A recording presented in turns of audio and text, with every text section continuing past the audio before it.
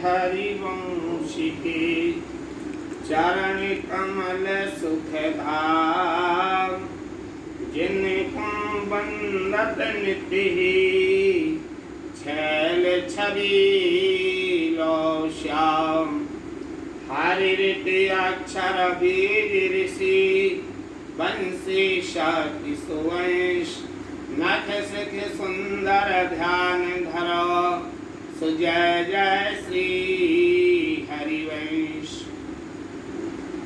आज ये श्री भोलानाथ जी महाराज हुए हैं भोरी सखी। ये भोलानाथ जी दो हुए और दोनों का नाम भोरी सखी था। एक तो जो हुए हैं वो मध्य काल में हुए हैं। एक परमानंद जी के समय जम्मू के रहने वाले थे, सारस्वत ब्राह्मण थे। लेकिन ये भोलानाथ जी लगभग 100 साल हुए हैं और ये मध्य प्रदेश के थे। और इनका की ये वाणी बड़ी ही प्रसिद्ध है। प्रेम की पीर, भाई प्रेम की पीर के ऊपर कुछ ठाकुर जी की प्रेरणा हुई है और प्रेम की पीर की चर्चा शुभारंभ करते हैं। ये पहले मैं भोलानाथ जी का परिचय आपके लिए दे दूं। ये मध्य प्रदेश के विदिशा, पुराना नाम इसका भेलसा है, वहाँ के रहने वाले थे। और एक सक्सेना कायस्थ परिवार में इनका जन्म हुआ था और ये परिवार के मुखिया थे छोटे लाल जी। इन्हीं के गृह आंगन में भोलानाथ जी का जन्म विक्रम संवत 1947 आषाढ़ कृष्णा षष्ठी के दिन हुआ था। इनके जो सबसे बड़े भाई श्री बैजनाथ जी जज के पद पर ये से निवृत्त हुए थे, सेवानिवृत्त। और दूसरे बड़े भाई जो थे वो वकील थे। श्री भोलानाथ जी को भक्ति और कवित्व के संस्कार जन्मजात प्राप्त हुए थे। ये संस्कार जो होते हैं भक्ति के कई जन्मों के होते हैं, एक जन्म के नहीं होते हैं। और ये कहावत भी कहते हैं कि लालन के पाम पालन में दिख जाए। इनमें बचपन से ही ये संस्कार थे, संसारी चर्चा करते ही नहीं थे। जब देखो तब ठाकुर जी की चर्चा किया करते थे। इन्हें अपने बचपन से ही भगवत भक्ति की प्राप्ति की लगन लग गई थी। जब ये किशोर अवस्था में ही प्रवेश कर रहे थे तभी ये एक दिन बिना किसी से कुछ कहे सुने और प्रभु की खोज में, योग गुरु की खोज में घर से निकल पड़े थे। और ये जो है लगभग 2 सप्ताह की खोजबीन करते हुए और मध्य प्रदेश के नरसिंहपुर के जंगलों में भटकते हुए पाए गए थे। उस समय इनके बड़े भाई श्री बैजनाथ जी शिवपुरी, मध्य प्रदेश के शिवपुरी के कोलारस में नायर के पद पर थे। अतः वे भी इन्हें अपने साथ कोलारस ले आए। और इनमें राधा वल्लभीय संप्रदाय के अनुसार कोलारस में एक गोपाल जी का मंदिर है। अच्छी धार्मिक नगरी है, संस्कारित है। वहाँ पर गोपाल जी का मंदिर है। राधा वल्लभ जी का, जिसको पसारी मंदिर कहते हैं, वो है। एक खेमरिया जी की बगीची है जिसके पत्ते पत्ते से राधा नाम निकला करता है। वहाँ हरिवंश नाम बहुत हुआ है और वहाँ मुझे कई बार जाने का अवसर मिला है। कुछ अनुभव भी वहाँ के हैं। वहाँ एक हमारे नाना जी के पूर्वज श्री शीतल दास जी हो गए हैं, जो तटीय स्थान के आचार्य पद पर थे। उनकी वहाँ समाधि है। उनके विषय में मैं आपसे कभी चर्चा करूँगा। ये इसी घटना से यहाँ से चले गए थे वृंदावन से। खैर, आइए मूल विषय पर। तो यहाँ जो भोलानाथ जी हैं, ये गोपाल लाल जी के मंदिर में पहुंच गए, वहाँ कुछ दिन सेवा की और वहाँ के जो सेवायत थे उनसे इन्होंने गोपीलाल जी महाराज उनसे शरणागति मंत्र की दीक्षा ले ली। अब ये प्रतिदिन गोपाल जी के मंदिर में जाकर पूज्य गुरुवर से राधा वल्लभी उपासना पद्धति का संज्ञान प्राप्त करते और श्री जी के दर्शन करते हुए उन्हें स्वरचित विनय गीतों को गा गा करके सुनाया करते थे। इसका उल्लेख उन्होंने अपनी वाणी में किया है कि श्री जी सन्मुख कहत जी विनय गीत प्रतिद्यास केत संग्रह करो करुणा को भरोसो। श्री भोलानाथ जी यद्यपि विवाह के बंधन में नहीं बनना चाहते थे, किंतु गुरुवर की आज्ञा से इन्होंने गृहस्थ जीवन व्यतीत करना स्वीकार कर लिया। विवाह करने के लिए सहमत हो गए। गृहस्थ जीवन अपनाने के पश्चात भी इनका भजन उपासना का कार्य अबाध गति से चलता रहा। इन्होंने भजन नहीं छोड़ा, उसमें किसी प्रकार का कोई व्यवधान उपस्थित नहीं हुआ।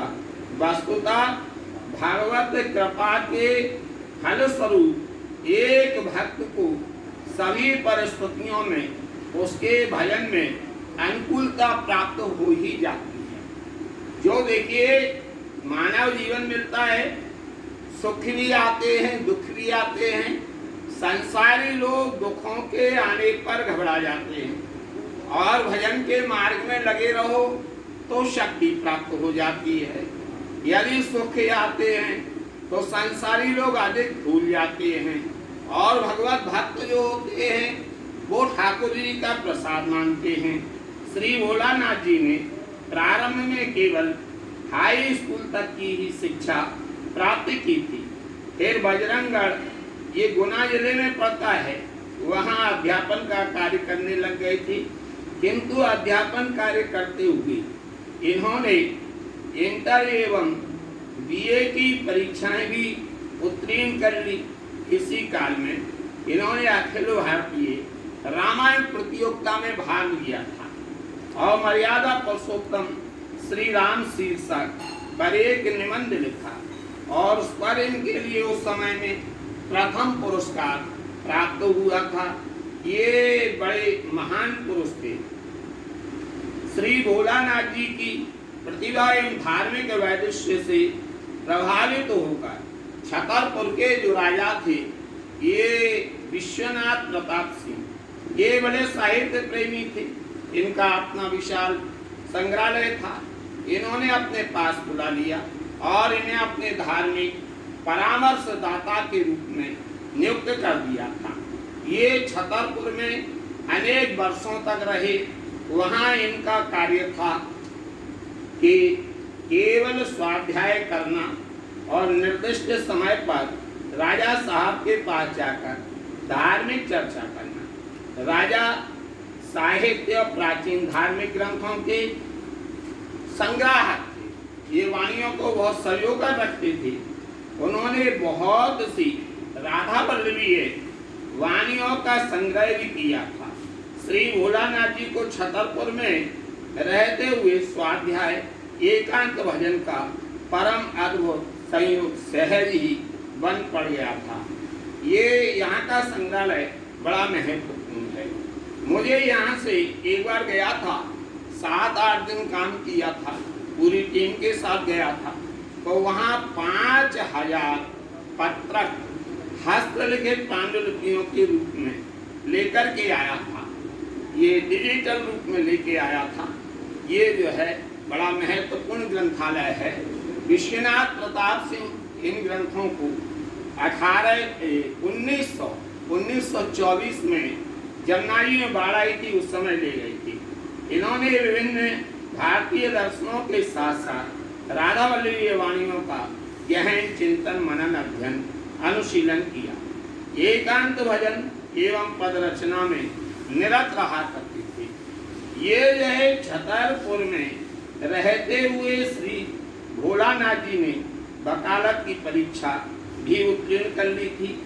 इसके कुछ दिनों पश्चात छतरपुर राज्य की नौकरी छोड़कर ये फिर वापिस भेलसा यानी विदिशा आ गई थी और वहाँ रहते हुए वकालत करने लगी, किंतु गुरुवरी के सानिध्य लाभ और प्रभु दर्शन की लालसा के वशीभूत होकर ये कोलारस में रहे।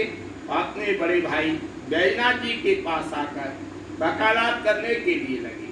प्रभु की भक्ति में रमा हुआ इनका अनुरागी मन अधिक दिनों तक वकालत की सच को झूठ और झूठ को सच बनाने वाले धंधे को स्वीकार नहीं कर सका।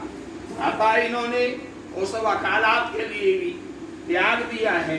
उसी समय इन्हें छतरपुर नरेश का छतरपुर आकर धार्मिक परामर्श दाता का पद पुनः संभालने का आग्रह पूर्ण आमंत्रण मिला, जिसे स्वीकार करते हुए ये छतरपुर चले गए। यद्यपि छतरपुर में इनका अधिकांश समय वाणी ग्रंथों के पठन, श्रीहित लालड़ी लाल की रसमय लीला विलासों की चिंतन मनन एवं पदरचना करने में ही व्यतीत होता था। तथापि इनका मन ब्रज में स्थित प्रेम रस धाम वृंदावन का विचल वास प्राप्त करने कदम्बे के वृक्षों की छाया में बैठकर युगल नाम का जाप करने, भजन करने, ब्रजवासियों का जूठा जो है ये प्रसाद खाने, जमुना जल का पान करने और रसिक जनों का सत्संग लाभ प्राप्त करने और उसके द्वारा उनके द्वारा समाज गायन में गाए जाने वाली प्राचीन रसकों की रसभरी पदावलियों को सुनने, कुंज निकुंजों में डोलने एवं प्रातः काल के समय वहाँ की सोहनी सेवा करने और प्रियालाल जी के साक्षात दर्शन प्राप्त करने आदि के लिए अतिशय ये लालायत तो होते रहते थे, जिसका उल्लेख उन्होंने अपने एक पद में किया है। दीजे मोहे बास ब्रज माही ए जुगल नामे को भजन निरंतर और कद मन की छाही ब्रजवासिनी के जूठन टूका हर जमुना को पानी रसिकन के सति संगत दीजे सुनियो रस भरी बानी कुंजन को नित डोल वो दीजे दीजों भोरे बुहारी हाँ मिलवे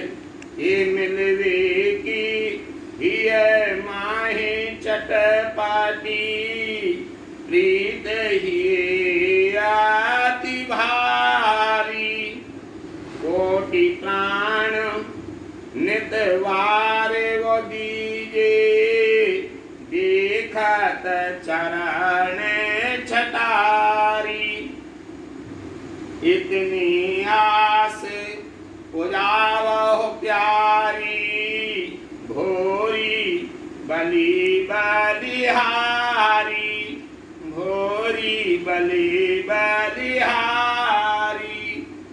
तो आज एक प्रेम के पीर के संदर्भ में चर्चा शुभारंभ की है। बोलो श्री राधा वल्लभ लाल जी महाराज की।